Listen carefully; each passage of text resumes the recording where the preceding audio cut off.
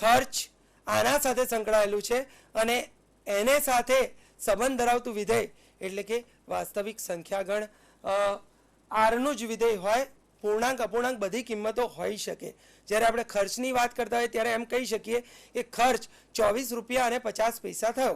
એટલે અહીંયા જવાબ અપૂર્ણાંક છે એટલે એ વાસ્તવિક સંખ્યાગણ આરનું વિધેય વાસ્તવિક સંખ્યાગણ આરની જ કિંમત છે અને એના દ્વારા પ્રસ્થાપિત થતું વિધેય એ વાસ્તવિક વિધેય કહેવાય. હવેની વાત આવે છે એ છે કે વિધેયના અલગ અલગ જે પ્રકારો છે એને આકૃતિ કે આલેખ સ્વરૂપે આપણે દર્શાવવા હોય તો હવે આપણે આ રીતે દર્શાવી શકીએ. તો જે ગાણિતીય વિધેયો છે એની આપણે હવે વાત કરવા જઈ રહ્યા છીએ. એમાં પહેલું વિધેય આવે છે એ છે સુરેખ વિધેય.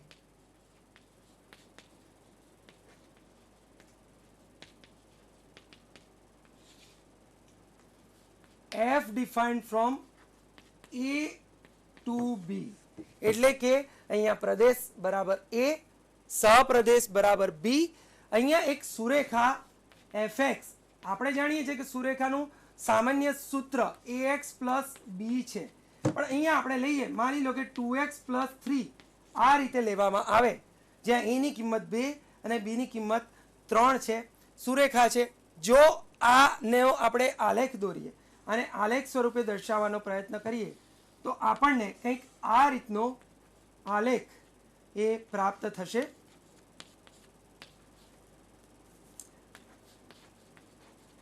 એક્સ અક્ષ ઉપર આપણે એક્સ એટલે કે પ્રદેશગણની જે અલગ અલગ કિંમતો મૂકીશું તે આપણે લખીએ. આનો આલેખ દોરવામાં આવે તો કંઈક આ રીતે આપણને સુરેખા સ્વરૂપે પ્રાપ્ત થાય છે. સુરેખા સ્વરૂપે આલેખ પ્રાપ્ત થાય છે. આ સંબંધને આપણે સુરેખા સ્વરૂપે દર્શાવી શકીએ છીએ. આથી જ આને કહેવામાં આવે છે સુરેખ વિધેય. સામાન્ય રીતે બે ચલો વચ્ચેનો સંબંધ આ રીતે આપણે સુરેખ વિધેયથી પ્રસ્થાપિત કરી શકતા હોઈએ છીએ. અથવા તો રોજબરોજના જીવનમાં કોઈ એક જ પ્રકારની રાશિનો અભ્યાસ કરવાનો હોય ત્યારે પણ સુરેખ વિધેયનો આપણે સંબંધ પ્રસ્થાપિત કરી શકતા હોઈએ છીએ. ત્યાર પછીનું બીજું ગાણિતિક વિધેય છે એ વિધેય છે દ્વિઘાતીય વિધેય. ત્યાર પછીનું બીજું વિધેય છે દ્વિઘાતીય વિધેય.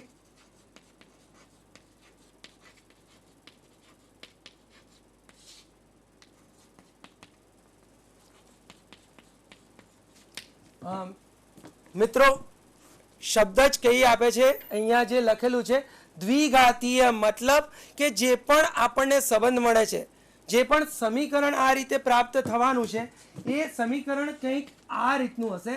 દ્વિઘાતીય વિધેયનું સામાન્ય સૂત્ર છે ax² + bx + c જ્યાં a ની કિંમત 0 નથી. અહીંયા જોઈ શકીએ છીએ કે ચલની મહત્તમ ઘાત 2 છે. આથી જ આ વિધેયને દ્વિઘાતીય વિધેય કહેવાય. અને આ દ્વિઘાતીય વિધેયમાં જો આપણે અલગ અલગ કિંમતો દ્વારા એનો આલેખ આપણે દોરવામાં આવે આલેખની રચના કરવામાં આવે તો કંઈક આપણને આલેખ આ રીતે પ્રાપ્ત થશે.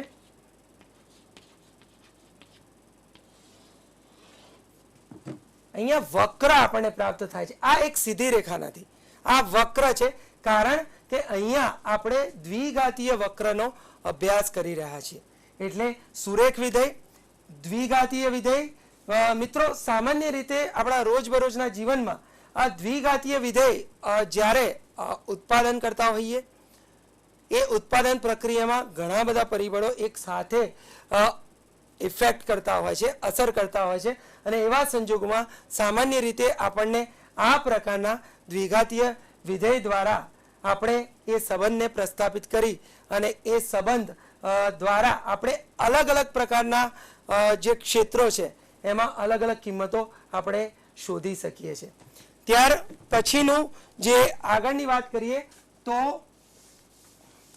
બહુપદી હોય અને બહુપદીનો સંબંધ જો આપણે વિધેય દ્વારા પ્રસ્થાપિત કરવાના હોઈએ તો એ પ્રકારના વિધેયને કહેવામાં આવે છે બહુપદીય વિધેય.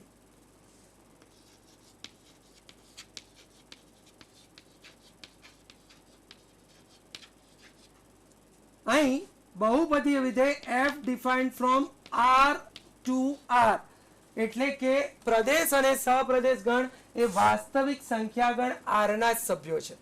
અહીંયા તમને આ રીતના વિધેયની પ્રાપ્તિ થશે. fx is equal to a0 plus a1x plus a2x square plus a3x cube plus anx raise to n. આને બહુપદીય અથવા તો બહુઘાતીય વિધેય પણ કહેવામાં આવે છે. અહીંયા x ની શૂન્ય ઘાતથી શરૂ કરી x ની શૂન્ય ઘાત એટલે 1, x ની 1 ઘાત, x ની 2 ઘાત, x નો ઘન, x ની n ઘાત સુધી આ રીતનું વિધેય હોય અને જો એનો આપણે આલેખ સ્વરૂપે એની જો રજૂઆત કરવામાં આવે તો આપણને આ રીતનો આલેખ આપણને પ્રાપ્ત થશે. અહીંયા પણ જે આપણને પ્રાપ્ત થાય છે આપણે જોઈ શકીએ છીએ આ પણ એક વક્ર છે.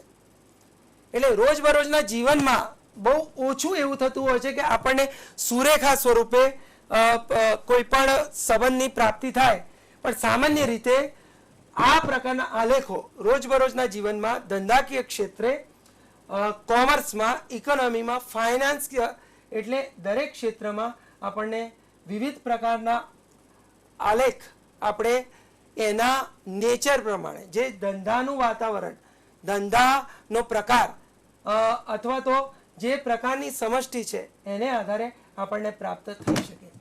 ત્યાર પછીનો પ્રકાર છે વિધેયનો, એ છે સમમેય વિધેય. આ પણ એક વિધેયનું ગાણિતિક સ્વરૂપ છે.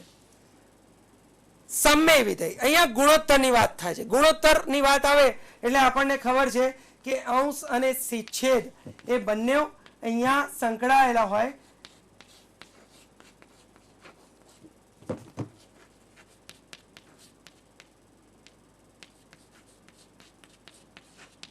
અહીંયા સમમેય વિધેય આપણે જોઈ શકીએ છીએ કે અંશમાં એ પણ x નું વિધેય છે, છેદમાં પણ x નું વિધેય છે.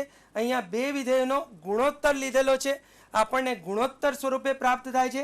એટલે કે આપણને સમમેય રીતે વિધેયની પ્રાપ્તિ થાય છે અંશ અને છેદમાં. માની લો કે gx બરાબર 2x પ્લસ 3 હોય અને fx બરાબર 5x હોય, તો આનું જો વિધેય અહીંયા આ કિંમત મૂકવામાં આવે તો આપણને અહીંયા એક નવું વિધેય આપણને પ્રાપ્ત થશે.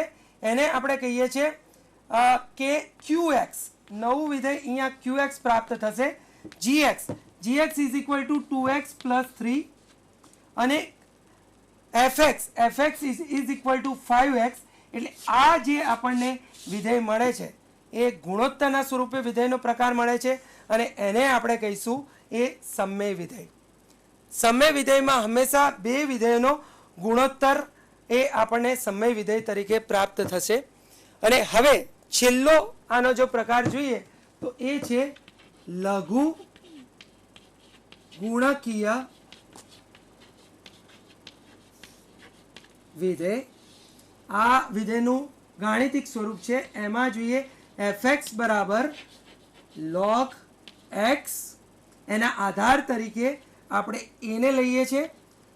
તો અહીંયા આ જે પ્રકારનું વિધેય છે, આ પ્રકારના વિધેયને આપણે લઘુ ગુણકીય વિધેય કહીશું, જ્યાં log x આપણે વિધેય તરીકે લીધું છે, એનો આધાર આપણે એ તરીકે લીધો છે.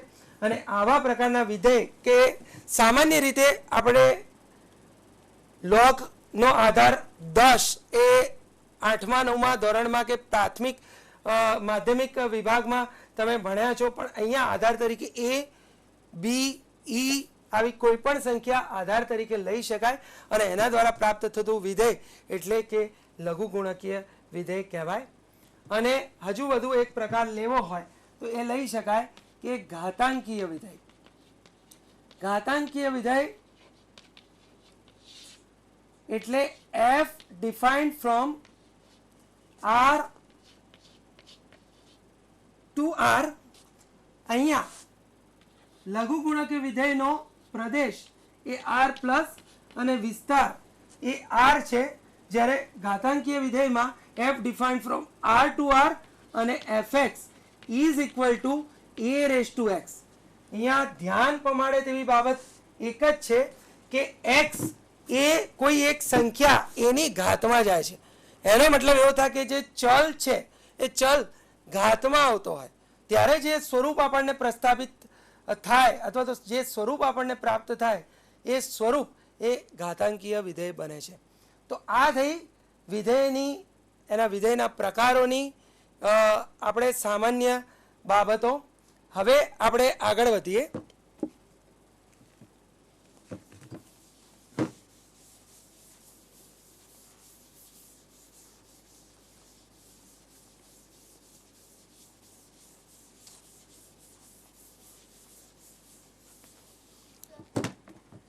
હા બોલો.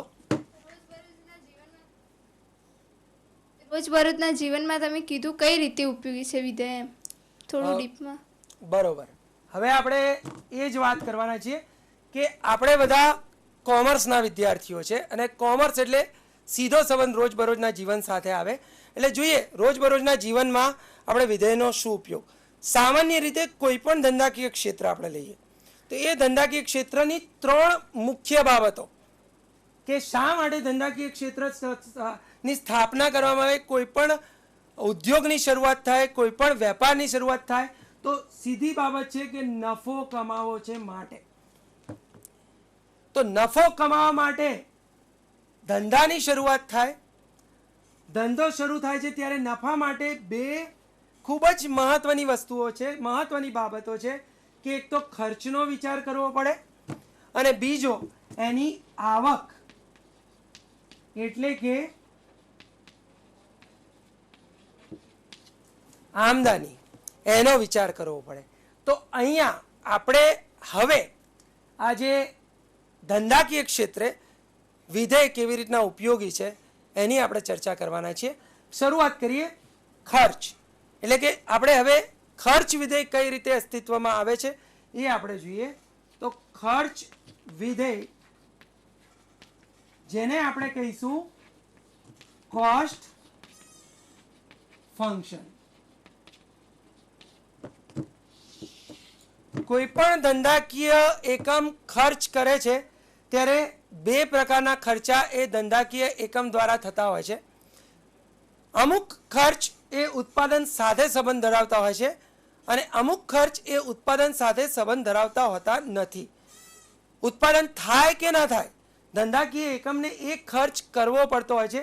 એવા ખર્ચને આપણે કહીશું ફિક્સ કોસ્ટ એટલે કે સ્થિર ખર્ચ. એને સંકેતમાં એફ તરીકે આપણે દર્શાવીએ છીએ. આ ખર્ચ એવો છે કે જેનો ઉત્પાદન સાથે આમ સીધો કોઈ સંબંધ નથી. ઉદાહરણ તરીકે વાત કરી કે ઉત્પાદન પ્રક્રિયા થાય છે પણ કોઈ એક દિવસ ચોક્કસ તહેવારના દિવસે ત્યાં રજા આવે છે. રજા આવે છે પણ ધારો કે જો ઓફિસનું કામ ચાલુ હોય, એડમિનિસ્ટ્રેટિવ ઓફિસ કે જ્યાં કારકુન બેસતા હોય એ ઉત્પાદન પ્રક્રિયામાં નથી. એમનું કામ એકાઉન્ટ્સ લખવાનું છે. ઓફિસમાં બેસી અને અલગ અલગ એકાઉન્ટ્સ એ મેન્ટેન કરવાનું છે. તો ત્યાંનું લાઇટ બિલ, ઓફિસના ખર્ચા, આ બધા ખર્ચા એ સ્થિર ખર્ચ સાથે સંબંધ ધરાવતા હોય છે. અને બીજો ખર્ચ કે જે સીધો ઉત્પાદન સાથે સંબંધ ધરાવે છે એવા ખર્ચને કહેવાય વેરિયેબલ કોસ્ટ, જેને સંકેતમાં વીએક્સ. હવે આ જુઓ એક વિધેય બને છે. સ્થિર ખર્ચ હંમેશા અચળ રહે છે. અહીંયા એફએક્સ આવું આપણે લખતા નથી કારણ આ સ્થિર ખર્ચ છે. સ્થિર ખર્ચ એટલે સ્થિર કિંમત, અચળ સંખ્યા, અને એ મહિનાઓ સુધી કે જ્યાં સુધી ધંધાકીય ક્ષેત્ર પોતાની પોલિસી, નીતિ વિષયક નિર્ણયો બદલે નહીં ત્યાં સુધી આ ખર્ચ સ્થિર રહેવાના છે. પણ જ્યારે ચલિત ખર્ચની વાત કરતા હોઈએ, અચલિત ખર્ચ એવા ખર્ચ છે કે તમે ઉત્પાદન ન કરો એ દિવસે આ ખર્ચ થતા નથી. પણ જ્યારે ઉત્પાદન તમે કરો છો ત્યારે આ ખર્ચ તમારે કરવા પડતા હોય છે. દાખલા તરીકે રોજબરોજના કર્મચારીઓને જે તમે વેતન આપો છો કે આજે ઉત્પાદન કર્યું, આજે 2 કર્મચારીની જરૂર પડી, આપણે આજના દિવસ માટે જ 2 કર્મચારીઓને કહીએ છીએ કે આજે તમારે રોકાવાનું છે, એમને પગાર આપ્યો તો એને વેતન ચૂકવાય છે. તો એ સ્થિર ખર્ચ, એ ચલિત ખર્ચ છે એટલે કે અસ્થિર ખર્ચ છે. કારખાનાના થતા ખર્ચા કે જ્યાં ઉત્પાદન થાય છે જે જગ્યા ઉપર એ કારખાનામાં જે ખર્ચ થવાનો છે કે જે ડાયરેક્ટ ઉત્પાદન પ્રક્રિયા સાથે સંકળાયેલ છે, કાચા માલ સામાનની ખરીદી હોય, ઉત્પાદન સાથે સંકળાયેલ જેટલા બી ખર્ચ હોય, આ બધાને આપણે ચલિત ખર્ચ તરીકે દર્શાવીએ છીએ. સામાન્ય રીતે આ ચલિત ખર્ચ Vx એને આપણે સૂત્ર તરીકે લખવું હોય તો x * p આવું લખી શકાય, જ્યાં x એટલે કુલ ઉત્પાદિત એકમો અને p એટલે તેનો એકમ દીઠ થતો ખર્ચ. હવે માની લઈએ એકમ દીઠ થતો ચલિત ખર્ચ. હવે માની લઈએ કે 100 એકમનું આજે ઉત્પાદન કરીએ છીએ એટલે x ની કિંમત કુલ ઉત્પાદિત એકમો 100 આવશે. એકમ દીઠ ખર્ચ 5 રૂપિયા છે, તો આનો જે કુલ ચલિત ખર્ચ 100 × 5 બરાબર આપણને 500 રૂપિયા, આ એનો ચલિત ખર્ચ આપણને પ્રાપ્ત થશે. એ ખર્ચ આપણે અહીંયા મૂકીએ. પણ ત્યારે જો સ્થિર ખર્ચ 100 રૂપિયાનો થતો હોય, સ્થિર ખર્ચ થાય છે 100 રૂપિયા, તો એનો મતલબ એવો થશે કે તમે 100 એકમનું ઉત્પાદન કરો, 200 એકમનું ઉત્પાદન કરો, 500 એકમનું ઉત્પાદન કરો, આ ખર્ચ 100 રૂપિયા જ રહેવાનો છે, બદલાવાનો નથી. અહીંયા એકમોની સંખ્યા બદલાતા એને 5 વડે ગુણીએ, જે આપણને ખર્ચ મળશે એ ચલિત ખર્ચ તરીકે આવવાનો છે. એટલે અહીંયા ખર્ચ વિધેય હવે આ રીતે તૈયાર થશે. ખર્ચ વિધેય કોસ્ટ ફંક્શન છે, એટલે કે Cx બરાબર f પ્લસ Vx. એનો અર્થ એવો થાય કે કુલ ખર્ચ એ સ્થિર ખર્ચ અને ચલિત ખર્ચનો સરવાળો છે. અહીં એક વસ્તુ ખાસ ધ્યાનમાં રાખવાની છે કે તમે ઉત્પાદન કરી લીધું, એ ઉત્પાદન કરી લીધા પછી તમે એ ઉત્પાદનને જાળવણી ખર્ચ કરવાના હો અને એનું એકમ દીઠ કંઈક ચૂકવવાના હો. માની લો કે આ સિઝનમાં તમારે સ્ટોક, તમે જે પણ ઉત્પાદન કર્યું છે એનો સ્ટોક કરો છો અને એ સ્ટોક જે ગોડાઉનમાં તમારું ઉત્પાદન પડ્યું છે ત્યાં એક એકમ દીઠ એનો 2 રૂપિયા ખર્ચ થવાનો છે, તો એ એક એકમ દીઠ થતો ખર્ચ પણ આપણે અહીંયા જ ગણતરીમાં લેવાનો રહેશે.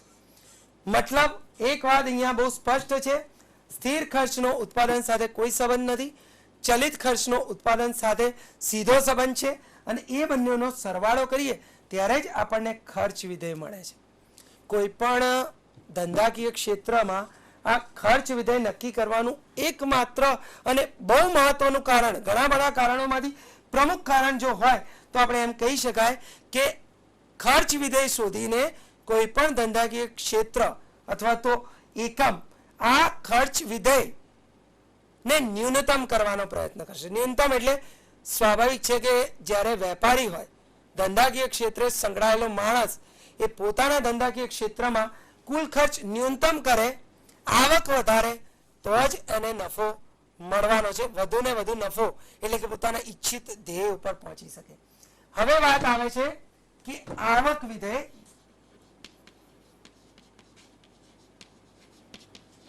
એટલે કે